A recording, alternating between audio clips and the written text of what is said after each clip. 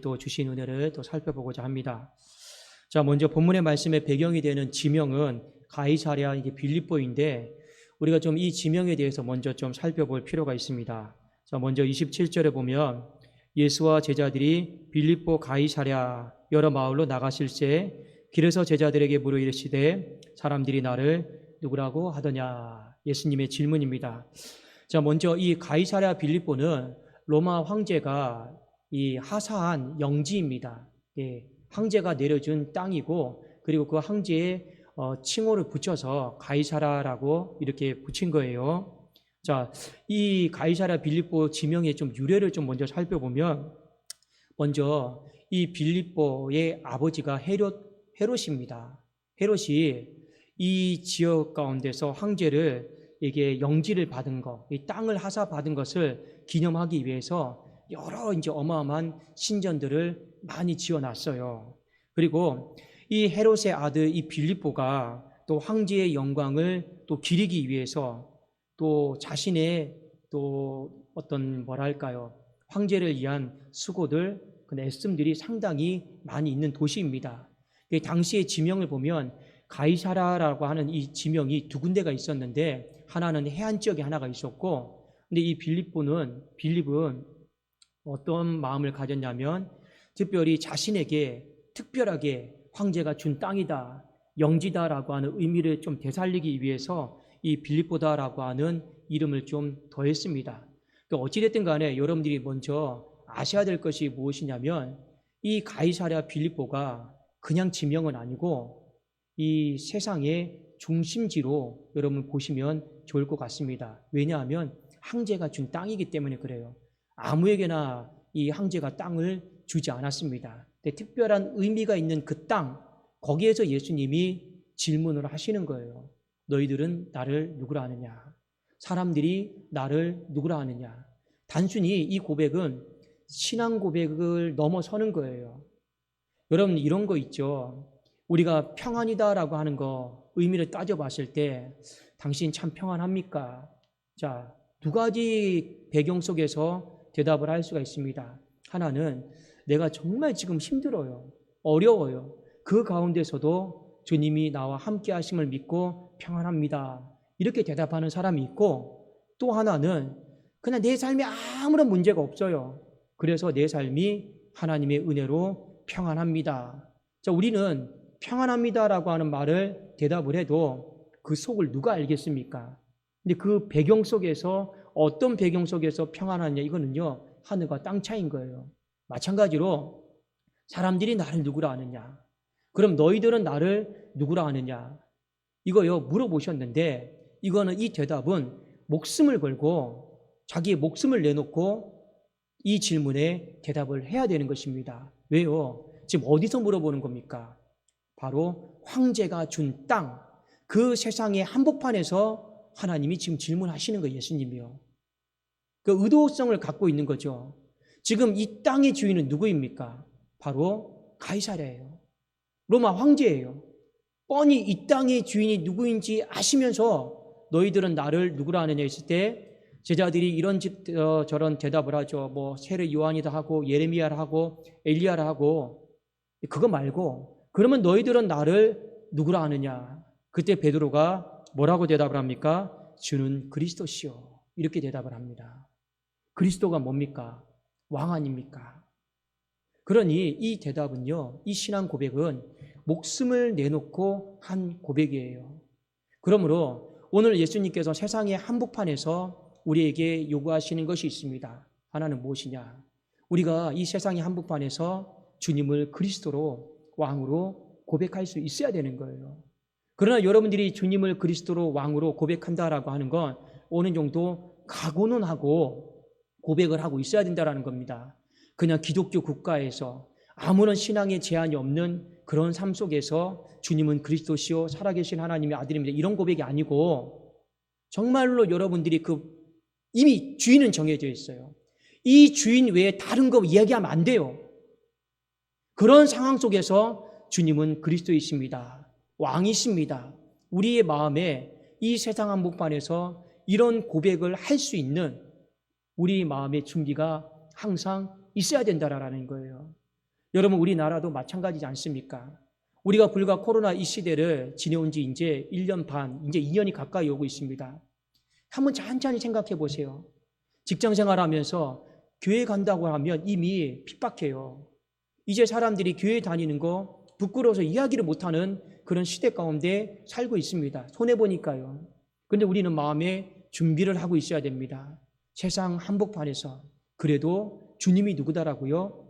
그리스도요. 왕이시다라고 그 고백을 해야 되는 거예요. 그건 어떤 고백입니까? 그 주님을 내가 최고로 섬기고 내가 최고로 모시고 그 주님을 어떠한 상황 속에서도 내가 부끄러워하지 않겠습니다. 자랑스러워하겠습니다. 내가 그 이름을 드러내겠습니다. 이것이 세상의 한복판에서 우리가 살아가면서 하나님이 우리에게 요구하시는 첫 번째 모습이다라고 하는 것을 잊어버리시면 안 됩니다. 두 번째, 우리 마가복음 8장 31절 한번 봅시다. 세상 한복판에서 우리가 또 어떻게 살아야 될 것인가? 마가복음 8장 31절 같이 한번 읽겠습니다. 시작. 인자가 많은 고난을 받고 장로들과 대제사장들과 서기관들에게 버림받아 죽임을 당하고 사흘 만에 살아나야 할 것을 비로소 그들에게 가르치시되. 예수님이 이제 제자들에게 본격적으로 내가 이제 죽임을 당할 거다, 십자가 질 거다, 그런 말씀했죠. 그런데 여기 말씀에 보면 이렇게 나와 있습니다. 장로들과 대제사장들과 서기관들에게 버림을 받아 죽임을 당한다. 장로들이 있는 곳이 어디입니까? 대제사장들이 있는 곳이 어디입니까? 서기관들이 있는 곳이 어디입니까? 이 이스라엘의 중심부죠. 그 중심부 예루살렘 아닙니까? 그 중심부에서, 그 예루살렘 한복판에서 내가 이런 일을 당하게 되고 겪게 될 거다. 이 똑같은 세상의 한복판을 이야기하는 것입니다. 이때 이 이야기를 듣고 베드로가 어떻게 합니까? 8장 33절에 보니까 베드로가 그런 말을 하죠. 그 앞에 주님, 절대로 주님에게는 그런 일이 일어나지를 않을 겁니다. 일어나서도 안 될 겁니다 하고 항변해요. 심하게 꾸짖습니다. 목사님, 그러시면 안 돼요. 목사님, 정신 똑바로 차리세요. 목사님에게 절대 그런 일이 일어나지 않을 거예요. 내가 이런 말 안 하려고 했는데 목사님, 기도 생활 똑바로 하세요. 말씀 생활 똑바로 하세요. 이게 항변하는 거예요. 심하게 꾸짖는 거죠. 그 이야기를 들었을 때 예수님이 8장 33절에 이렇게 말씀하세요. 예수께서 돌이키사 제자들을 보시며 베드로를 꾸짖어 이르시되, 똑같이 항변하고 꾸짖습니다. 뭐라고 합니까? 사탄아, 내 뒤로 물러가라. 네가 하나님의 일을 생각하지 아니하고 도리어 사람의 일을 생각하는도다 하시고. 예수님이 지금 베드로를 보니까 그 마음의 상태가 뭡니까? 하나님의 일을 생각하지 않고 누구의 일만 생각하는 거예요? 사람의 일을 생각하는 거예요.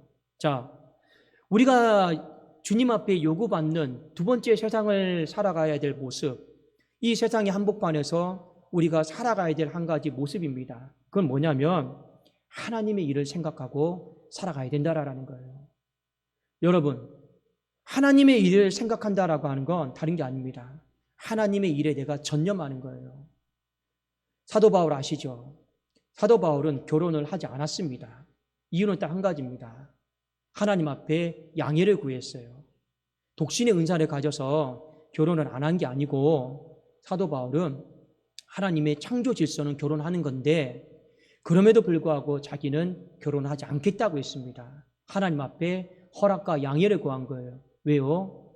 주님 오실 날이 가까이 왔는데 내가 결혼을 하게 되면 이 부인을 기쁘게 해야 되고 이 가정을 기쁘게 해야 되는 이 일 가운데 내가 어쩔 수 없이 시간을 빼앗길 수밖에 없기 때문에 내가 주님에게만 전념하고 싶습니다.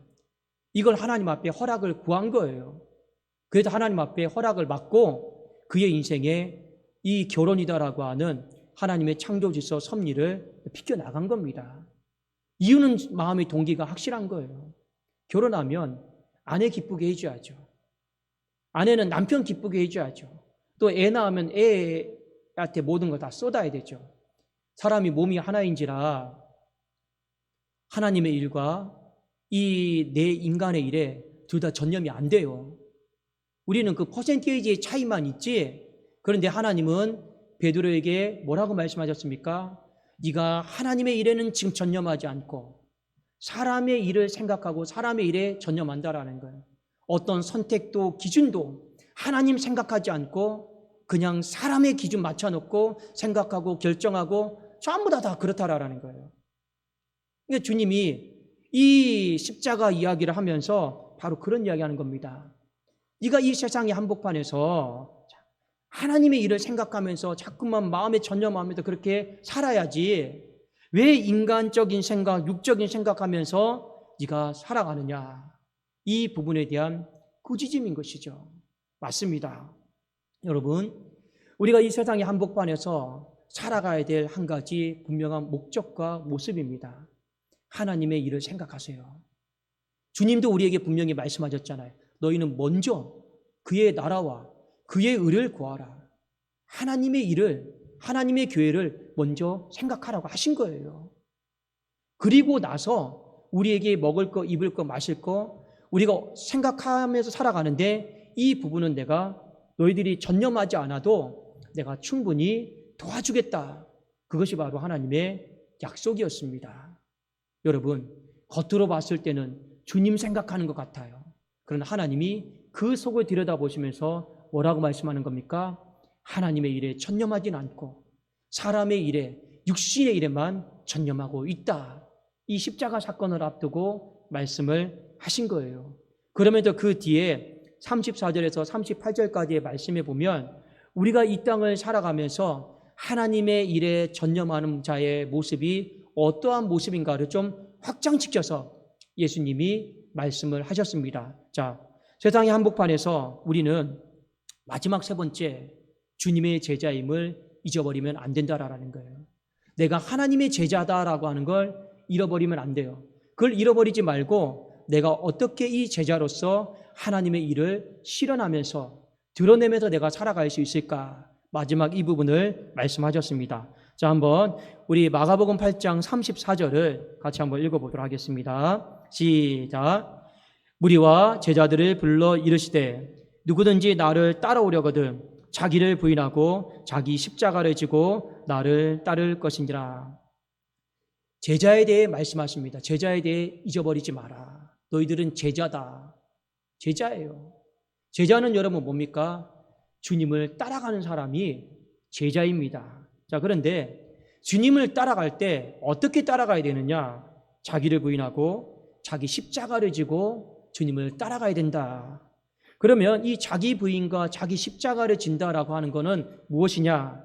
35절에 보니까 나와 예수님과 복음, 38절에 예수님과 예수님의 말씀, 결국에는 하나님의 말씀 때문에 내 목숨까지도 버릴 수 있는 각오가 돼야 된다. 그게 바로 자기 부인이고 자기 십자가를 지고 따라가는 삶임을 우리에게 가르쳐주고 있는 거예요. 그리고 마지막에 다시 한번 이 본문 가운데 세상 이야기를 하십니다. 우리 36절 마지막 절에 볼까요? 36절 그 밑에 한 구절 봅시다. 사람이 만일 온 천하를 얻고도 자기 목숨을 잃으면 무엇이 유익하리요? 여기 천하가 나오죠? 세상이 나오죠? 그리고 38절의 맨 마지막 하반절에 보면 누구든지 이 음란하고 죄 많은 세대, 세상이 나오죠. 그러니까 오늘 본문은 문예적으로 가이사랴 빌립보를 먼저 꺼냅니다. 여기가 어디냐? 세상 한복판이에요. 그리고 마지막 끝에 뭐가 나옵니까? 이 음란하고 죄 많은 세대, 이 세상이 나와요. 그리고 그 가운데 뭐가 나오는 겁니까?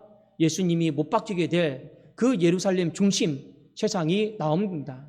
그러니까 오늘 본문의 말씀은 세상이다라고 하는 여러분 그 주제로 맞춰져 있는 거예요. 그 속에서 하나님이 먼저 우리에게 요구하신 게 뭡니까? 너희들은 나를 누구라 하느냐? 주님은 그리스도이십니다. 주님은 왕이십니다. 내가 주님 믿는 걸 부끄러워하지 말라라는 거예요. 내가 주님이 왕이면 여러분 뭡니까? 자랑해야 되잖아요. 여러분 세상의 대통령처럼 생각하지 마세요. 어떤 주님을 정치적인 성향이나 이념으로 생각할 필요는 없지 않습니까? 그렇지 않습니까? 주님은 정말로 왕이셔요. 만왕의 왕이신데 그 왕되심을 우리가 부끄러워하면 안 돼요. 자랑해야 되고 드러내야 돼요. 그런데 우리 시대가 어떻게 된다라는 겁니까?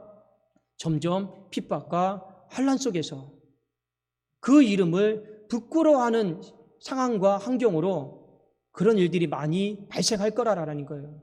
그럼에도 불구하고 주님이 우리에게 물어보실 겁니다. 답은 하나다. 이 가이사랴 빌립보에서 답은 뭡니까?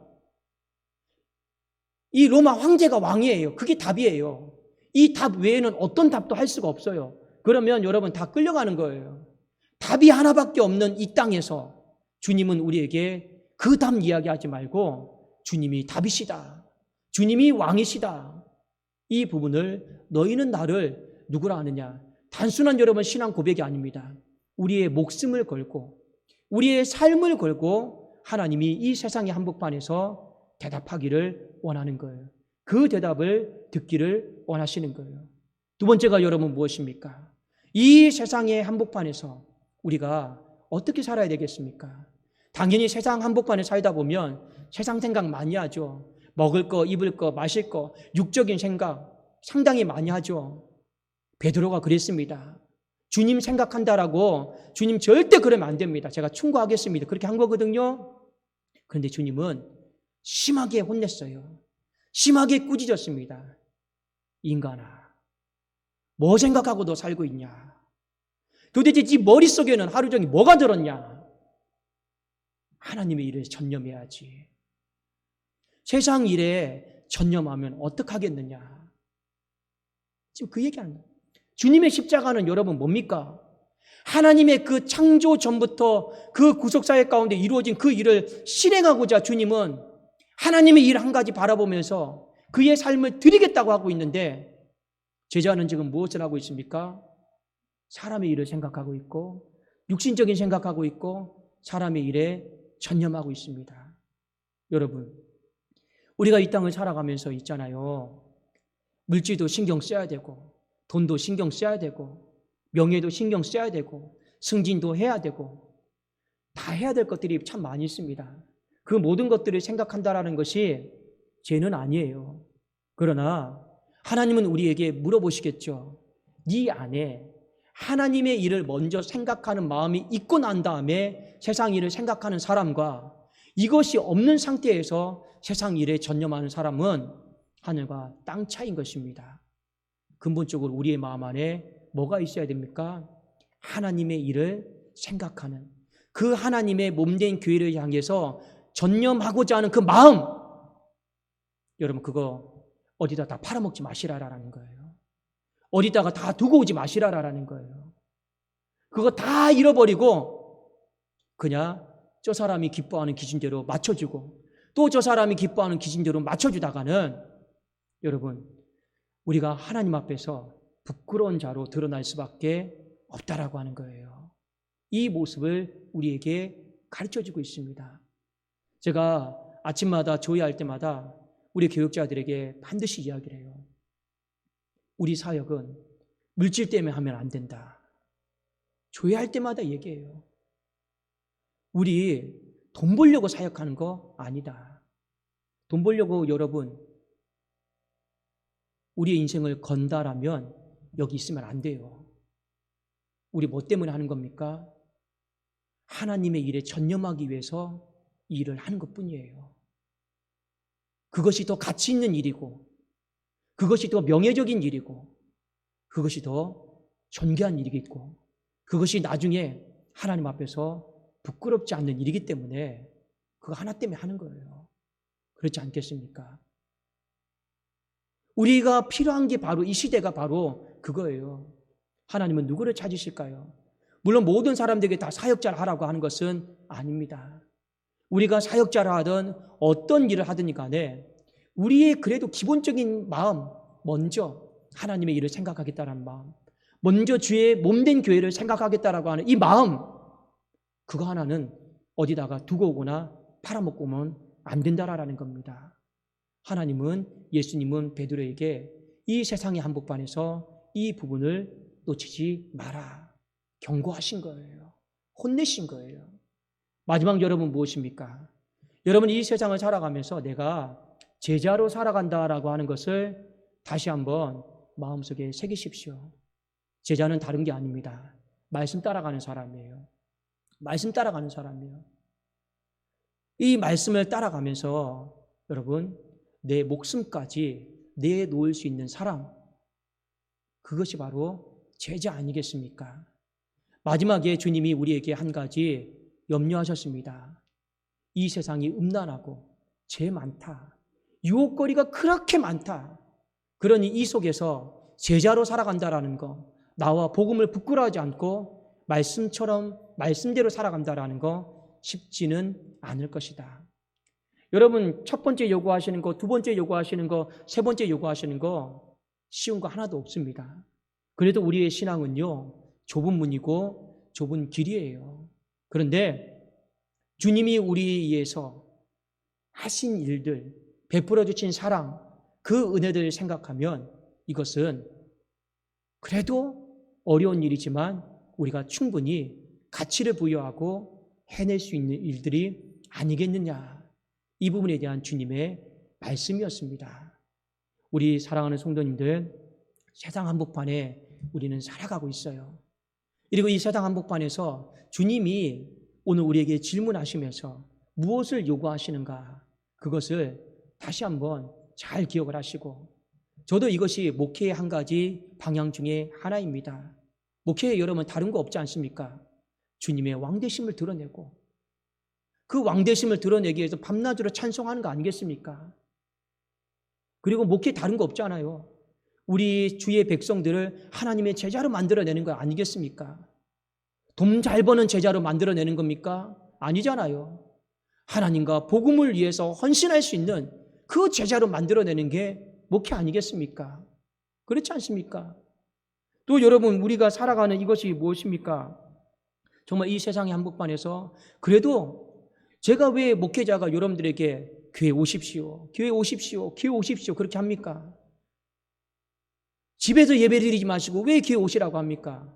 그래도 내 몸이 교회 한 번이라도 밟아봐야지 하나님의 일이 생각나고 교회 형편이 어렵다는 걸 알고, 아, 내가 이 교회 앞에 이렇게 내 삶을 드려야겠다 생각나지, 집에 여러분 백날 천날 있어 보세요. 그게 생각이 나나요? 그러면 내 신앙 하나 잘 추스려야겠다, 이 생각 외에는요 다른 생각이 나기가 어렵습니다.